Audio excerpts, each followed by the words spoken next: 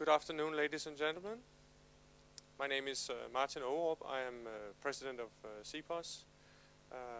It gives me great pleasure to welcome you all, and of course especially our ladies in white. They're not dressed in white today, but they represent a group of people which they will tell you much more about later, called the ladies in white.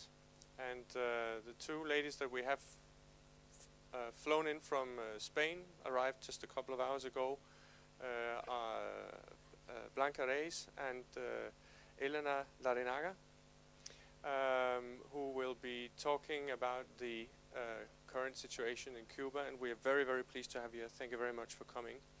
But I think you will agree with me that the direct reason for your being here is a sad one, namely that the recipient of this year's and the first ever Freedom Award from CEPOS, Mrs. Yoani Sánchez, will not be able to be here. The reason why she will not be able to be here is that the Cuban regime has denied her what people here consider to be a fundamental human right, namely the right to travel. She has not been allowed to come here to Copenhagen to receive the reward, and at her express wish, these ladies have come here to accept the reward on her behalf. We take this opportunity, now that they are here, to arrange this event so that people here in Denmark can hear about the conditions, the human rights conditions in Cuba right now. Grunden til, at vi synes, det er vigtigt, at denne her situation i Cuba bliver belyst af damerne, det er, I think I'll switch back into English actually. The reason why we consider this, you trapped me there, didn't you? This topic to be important in a Danish context is that many people in this country have a romantic view of the Castro regime. When Fidel Castro visited Denmark during the United Nations Social Summit in 1995, about 3,000 people bought tickets for a private event to hear Fidel speak. And when he came on stage, there were standing ovations for 3 minutes and 16 seconds. Another 5,000 or 6,000 people were watching the televised, transmitted speech from outside the building. People can have different opinions about this, but to me, that's my personal opinion, it is horrifying and frankly unbelievable that so many people would want to honor and even give applause to a dictator like Fidel Castro. That is not what we will be hearing. I think there will be very few applause from these ladies. Floor is yours. Thank you very much for coming. We're looking forward to hearing what you have to say.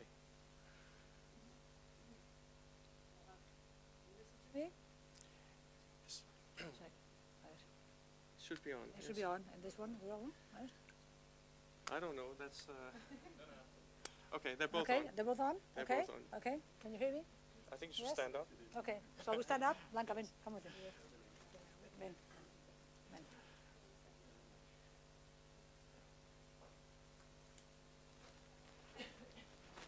Well, hello. Hola, buenas tardes.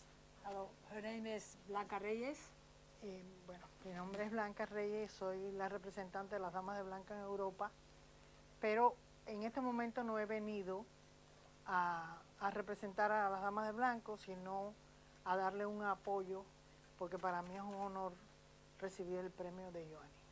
She's a representative of Ladies in White in Europe. She's married to Raúl Dinero, and a dissident, a Cuban dissident, but today she's here to come and talk about Yoani, about the situation in Cuba, and for her it's an honor, as well as for me, that Yoani has chosen us to be here. So thank you very much for being here, and well, we want to say that we agree with what Yoani was saying, and I think after what she has spoken, we have very little to say, because really she has done a very, very, very exact, speech about what's going on Cuba today. You know, she's a young girl. I mean, for me, for us, it's a young girl. She's a young lady, let's say, a new generation that want to change things in Cuba. They want to have an open space for everybody. They want to get rid of this language of the Cold War, that if you're not with me, you're against me. That's people in Cuba, all of us, all Cubans. We have to do this kind of mind work, because we are used to be like in two different, you know, I'd say bands or something like that. We have to get used that we are all one country, we are all of the same nation, and we have to sit together, and if we have difference, we have to talk, and we have to, well, let's see what has been done, well or badly. Let's try to the things that are bad, but to do some things well, and what we can manage, and we can, you know, keep on, just go further, and between all of us, just try to do things better for everybody. Let the people come and go out the country. The travel permission that we have seen, Yoani, for her it has been impossible. She had been talking to Yoani just about half an hour ago, and she tell the people in Denmark, I didn't get to go there, but the technology are my wings. So I'm in Twitter telling everybody, CEPOS is giving me an award tonight. So she told us she has just now 130,000 people just looking to her Twitter space and just reading what's going on today. So just really thank you, and I think that she has very well spoken. I think we don't have nothing else to put on the table. Just I think it's interesting for you to know how Damas de Blanco started their way. She was one of the founders of Damas de Blanco. Dissidents in Cuba didn't meet before they were under those trials in 203. And the ladies met on the Court of Justice, and so they said, well, we have to do something. We have to go to the streets because we don't agree with violence. Well, just let's go and give our testimony, just talk and about this injustice. So they met there, and they started going to Church of Santa Rita. The Virgin of Santa Rita is they call him the Virgin of the Impossible Things. So it's in a quarter in Miramar in La Habana, where all the embassies and all, you know, the diplomats go to church, so they can have an expression and talk and, you know, have relations, and they started that way. So now we have in Spain a lot of these political prisoners that have been released from jail, but there are many other ladies that are supporting the 10 or the 12 that are still in Havana. So last Sunday there were 45 women walking in La Quinta Avenida just asking for the liberation unconditional of all political prisoners and the freedom for Cuba and for the people of Cuba. Just, you know, just what you have here. Just if you want to travel, you go, you come, you can write, you can say what you think about it, and nothing happens. That's the only thing the people of Cuba wants now. Just, we have seen here in Europe, we live now in Spain, we have seen in Spain how transition has been successful and peacefully. It was something that looked impossible for the people of Spain, you know, and we have it there. And here in Europe and in many countries, that's what the people of Cuba wants. That's all they want. It's no more violence, no more language of the Cold War, no more. We are all the same, and we have to, you know, to understand each other. And that's why we are here, and that's why we are very fond of these countries in the north of Europe. They are so, for us, so, you know, how you say, like advantage, like, you know, much more than the Latins want. You have, you know, for us it's very encouraging to see, well, that here you can do what you want, you can say what you want, nobody seems to care, but if you care, but you speak like, you know, softly and no, just like this Latin kind of character that everything is like, you know, so explosive, you know? We have a lot to learn, and well, we are in that way.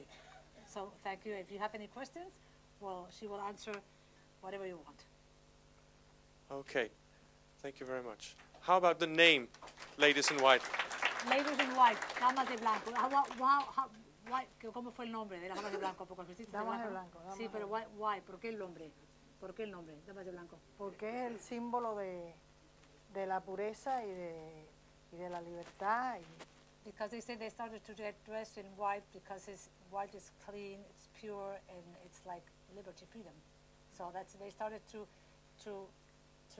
get dressed in white, and that's why people started. They saw them walking by the streets, and just people spontaneously said, "Oh, look at the ladies in white walking! Look at the ladies in white walking!" And that's why the name, ladies in white. That's nothing, just popular. No. Okay. Yeah, thanks. Well, let's open up to questions. And please state your name and ask a question. Do not make a speech, as I normally say at these events. If you want to speak, by all means, arrange your own event, and maybe you can even arrange it here.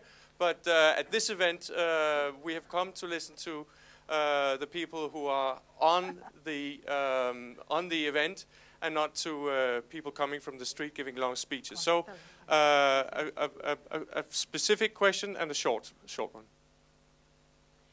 Gracias, pero yo no entiendo casi nada en inglés. Sí, precisa y corta. Jag vet inte ska jag pröva på danska eller bara på spanska. Jag kan inte engelska. Pero ellas och jag har också respekt på alla sammen. Jag kan inte engelska. Skal vi ikke sige spansk så? Tusind tak. Tusind tak. Er det i orden med jer? Og så en oversættelse. Ja. Spanish question, and then if you be kind to translate. Okay, no problem. Gracias. Nada. Lo primero que tengo que decir, ustedes dos ni representan a Cuba ni a los cubanos.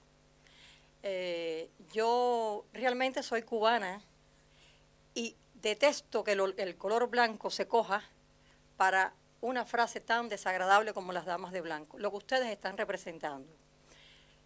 También este premio que hoy esta entidad, que pienso que es una entidad de respeto danesa, pienso que también es una falsa, una burla a los derechos humanos y a lo que queremos los cubanos en Cuba. Los cubanos en Cuba queremos socialismo. Los cubanos en Cuba queremos revolución. Los cubanos en Cuba no queremos que el exilio cubano que está en Miami, y es lo que ustedes están representando aquí, al igual que Yoani, pagado, recibiendo dinero para mantener todo un nivel de desinformación a la gente afuera, es irrespetable para los cubanos que estamos en Cuba y para los cubanos que estamos fuera y que sentimos con el corazón de los cubanos. Yo espero que tú traduzcas la pregunta que te voy a hacer. ¿Qué piensas tú de los 5 héroes cubanos que están presos en los Estados Unidos? ¿Qué piensas tú? ¿Por qué no se habla nada?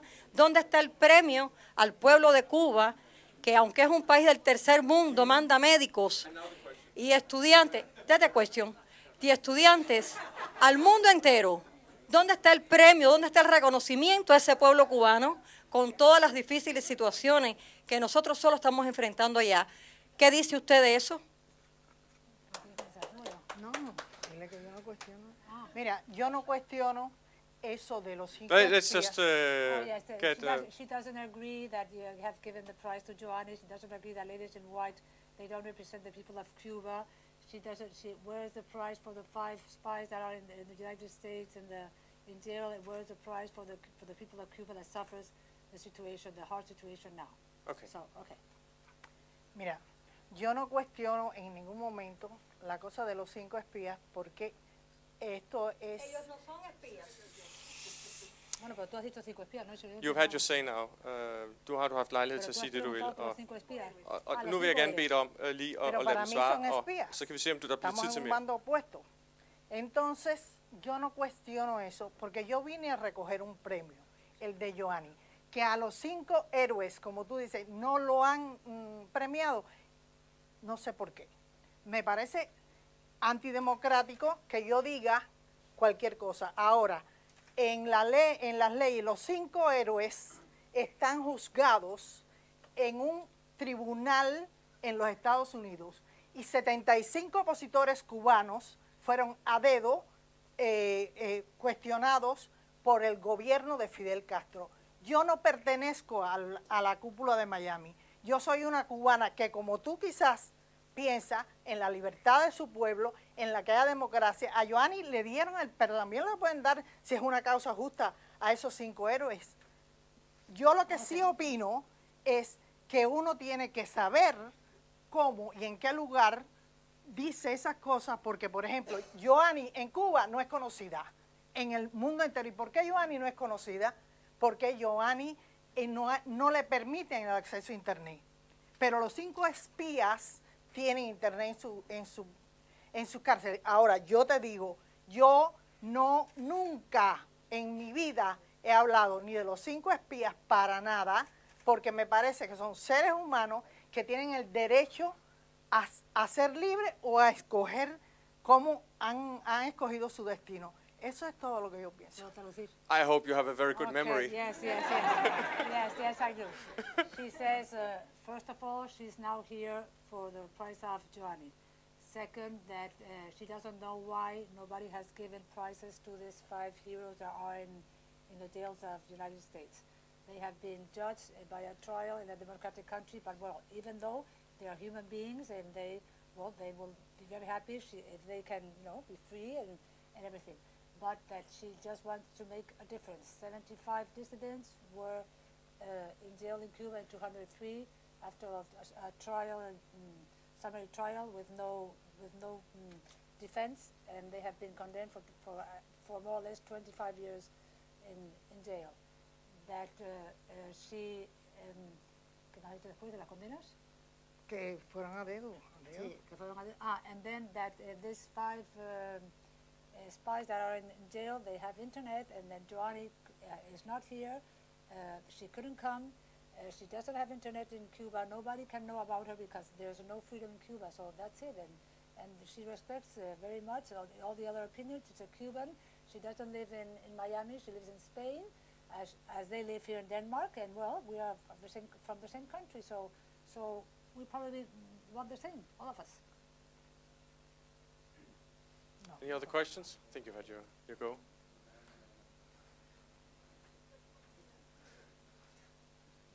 Yes. Thank you very much. My name is Niels Monkolbæk. I'm married to a Brazilian. So I have a little bit of Latin in my everyday. So I know about the hard language and the high tones. And what I would like to know is, I mean, what we just heard was, for me, an expression of free speech. We all get our chance to speak and disagree. What I would like to know is, how do you, the ladies in white, we heard about Joanna's, how she saw the future. How do you see it? Would you like to return to Cuba? And what kind of Cuba would you like to return to?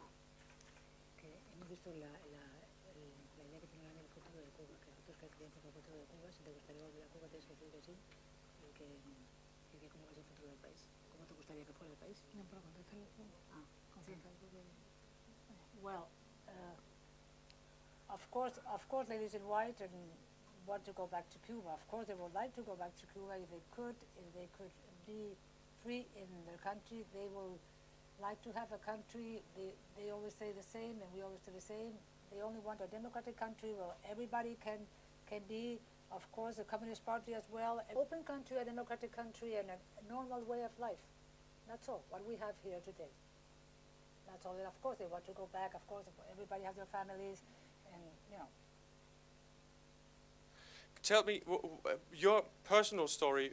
Why are you in Spain and not in Cuba? What happened to you personally? What is your family's stories? To me? You too. You too. Well, she was one of the founders of Ladies in White, and when her husband Raúl is a very well-known journalist and poet, and it was a very big campaign around the world, and they released him from jail. So, but he wasn't able to write in Cuba anymore. They didn't have any way to go with the life on. So the Spanish government tell him, well, you want to come to Spain, and now he writes in many newspapers all around the world, and they live here in Spain because they couldn't manage in Cuba. So, and I left Cuba about 30 years ago. I was a small girl. My father was a businessman, a normal Catholic, normal business. He didn't agree with what Fidel and the Che were doing on the country. He fight with them until he didn't have any, no more options, so we left. And we came to Europe, and then I live in Spain now. Thank you. There's a question down here. There's another one here. We'll take you first.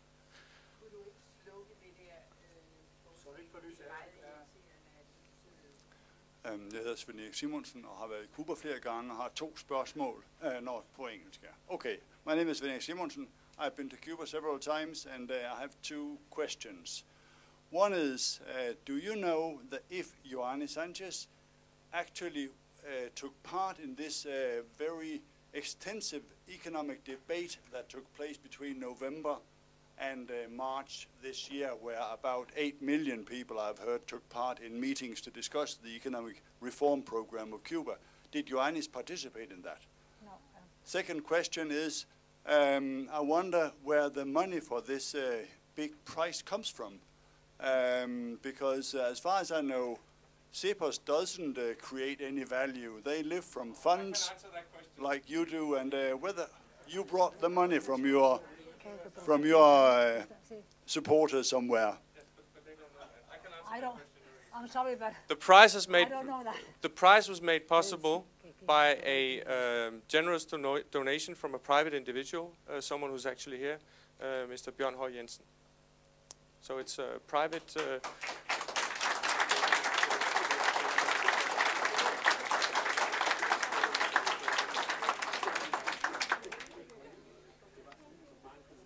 Concerning the other questions, the other question?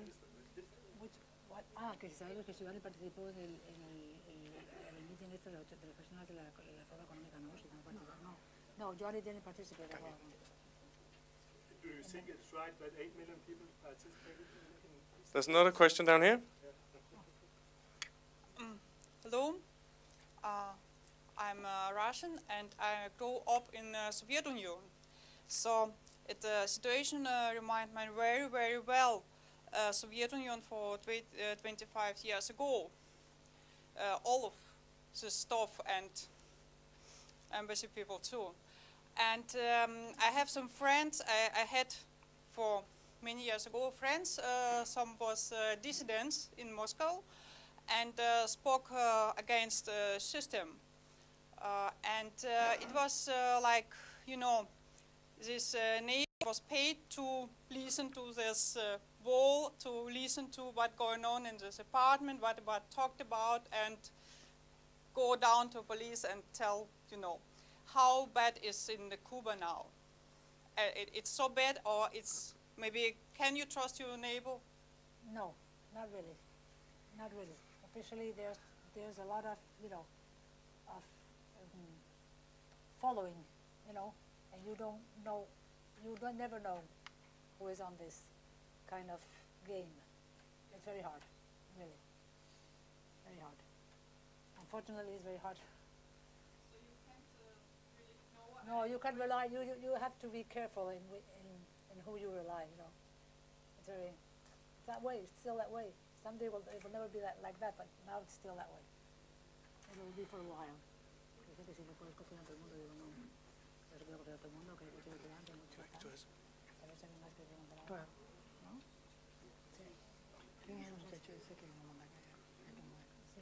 Another question. You said some times ago, I've thought that the transformation of Cuba could be like in Spain.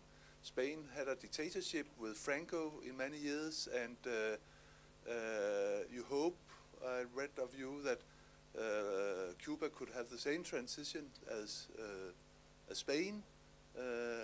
I think that's very optimistic, but could you please explain how do you see the future? Could it be a development like in Spain from dictatorship to a liberal democratic society like we have in Spain now? No, I know what you mean. I think I didn't say it well. I mean that in Spain it was a successful transition. I know conditions are very different, but I think human beings, we are all the same. I think we deserve the same rights, and we all want the same things, and we will like that to be able, and that's what we are working on. We don't want violence. We don't want, because that doesn't go anywhere. We would like to. That's that's our aim. But I know it's very hard because conditions under Franco were quite different. Economic conditions were quite different. Businessmen and professionals could accept their own professions, like lawyers, architects, economists. In Spain, it was a little different in some, in some kind of way. But that's our aim, is to go that way. Possible or not, who knows? But I think we have to work in that, in that way. But really, it's not easy. It's very optimistic. There's another question here. My name is Ole Gerstrom. Could you elaborate a little bit about what are the conditions for a dissident on Cuba? You mentioned something about careful about what you are saying. Is the secret police listening on in the cafes, etc.? And you get arrested if they hear you say something critical? Yes, of course. Now in Cuba last month we had 32 arrests of journalists. But they don't 32 in 1 month? 32 1 month, yes. In 1 month? Yes, they don't do this like huge things like they did in the Black Spring. Yeah. They take you. Imagine there's going to be a meeting like this. They know. They go to your house. They take you to the police station. You are not able to come. This will be empty. After the day is finished, this has been aborted. Then they release you and you go back home. They do this kind of low-level repression because they are very worried. They see what's happening in the north of Africa. They know their time is finishing. They know they are going to be able to recover the country. They know they are too old. They know they don't have youngers. That are real. There's no ideology anymore. They're just trying to survive. They're buying time, and they're just trying to make like a masquerade to the international community. Yes, we want to change. You have to help us. So we have a very, very pushing in European Parliament not to change the common position, because they only really need sources, funds to, Of course, I would love to go to Brussels and say, okay, just get rid of it. Everything is going to but it's not the truth. So I think it's the people of Cuba is the one that needs support. The people of Cuba is that voice is the one that has to be heard, because for 50 years we have been hearing the official position, the official policy in Cuba. Because I want to just make comparisons. In Egypt, there were 14 newspapers, and 60% of the people could have access to internet. In Cuba, there's only one newspaper, and only 3% of the people of Cuba can have internet. So what do we do to let the people in Cuba know that they have friends outside, how's life outside, that everybody feels in their own country? Well, we do things through intranet. We have friends there but 3% of internet, an island, isolated. It's very hard for them, really. Just to be sure that I understand correctly, instead of imprisonment for with 20, 25-year sentences, they take people out and detain them for a day or 5 hours. Yes. Even the prisoners that have been released now, they do this. Even with Barcelona, even with Fariñas, they go and take them out, and then so you can't really say, well, I've been condemned. No, but it's always this kind of cat and mouse, Okay, there's another question here. Anne Lønskov. Last month, the former American President Jimmy Carter was visiting Cuba. Do you see some kind of changing in the relationship between Cuba and the United States now, or is it still the same? I think the United States has opened a lot, has doing his, step by step, has opened a lot to the trips from Americans to Cuba, and I agree with that. But I would like, the next question for us is, when is Cuba going to do that with its own people? When people of Cuba can take a plane and come here like Yoani? When this lady can come back to her country to see her father? When You know what I mean? I understand that, but he was allowed to visit some of the dissidents and talk to the Archbishop. Yes, he did. You don't see it as... Yes, well, that's do you see the violent phase? Yes, that's something, yes, but then America has opened. North America is open. That's very good for my idea. That is very good because when you defend freedom, freedom is freedom, you know? Freedom is freedom. And I think that is positive. I think the visit has been positive. I think this new regulations of Obama are positive for the, you know, to the intercambio, interchange, I don't know if I say in English, but I think Cubans have to do the next step. They have to open the borders and let the people come and go, because we are not able, we have to ask for a special permission to go to Cuba, and they say, no, you know, that's not fair. That's you know, I know there's a big trouble between those two governments, but I always say that's not that's not our problem. It is our problem, but it's not our problem. Our problem is let the people in Cuba be free. No, because I can't do anything to arrange that kind of, big, huge, like tsunami that's going up there between Americans and Cubans and the American government and the Cuban government. I like freedom. I would like everything to be arranged, everything to be open both sides. That's our aim as well. I would like to ask a question to Blanca. Yoani was talking about her view on sanctions, saying that she thought the sanctions were not helpful and should be eliminated. What is Blanca's view on that?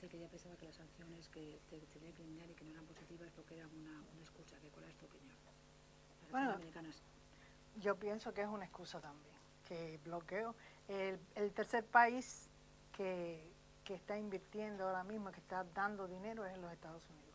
Yo creo que es una excusa y eso es como un cliché que tienen para decir que el gobierno de los Estados Unidos se está metiendo en los asuntos y durante 20 años es la misma, durante 50 años es lo mismo y eso se ha visto que no es así. No, she says she agrees with Yoani, because it's like we can't do this because you have done this to us, and that's like a game that it's better to finish with it, and because she says the embargo is not responsible of the bad situation in the island, so it's better to get rid of it and just put the things on the table, and she agrees with Yoani. Okay. Other dissidents argue that if the sanctions weren't there, the regime would just blame the situation on something else. So maybe it's better to have the sanctions to put a pressure on the regime. Claro, que dice que otros disidentes dicen que si no fuera por el embargo, que entonces que se echaría la culpa a otra cosa, y que todos piensan que entonces es mejor echar la culpa al embargo que a otras cosas. Sí, claro. Claro, yes. Okay. There you go. Well, if there's a final question, there's one here.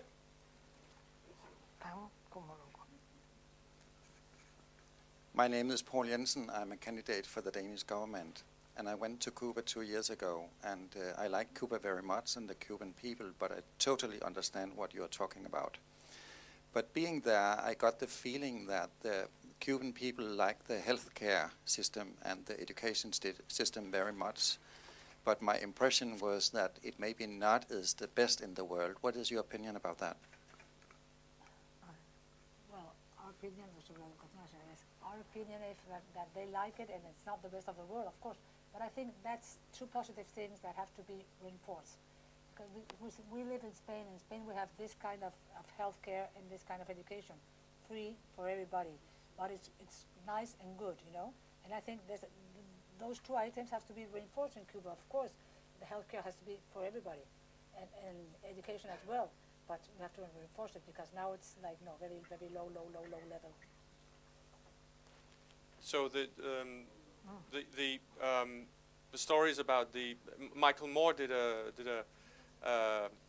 movie praising the Cuban health care system. Is that incorrect? Now, yes, it was maybe I'm talking about maybe in the 70s.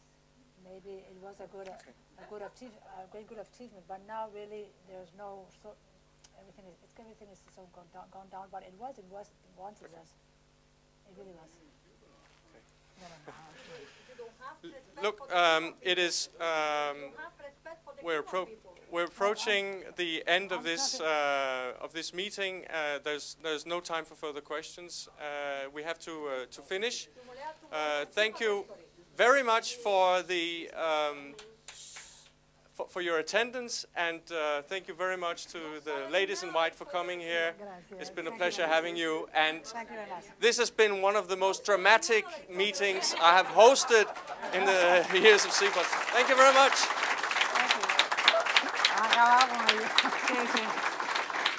Thank you.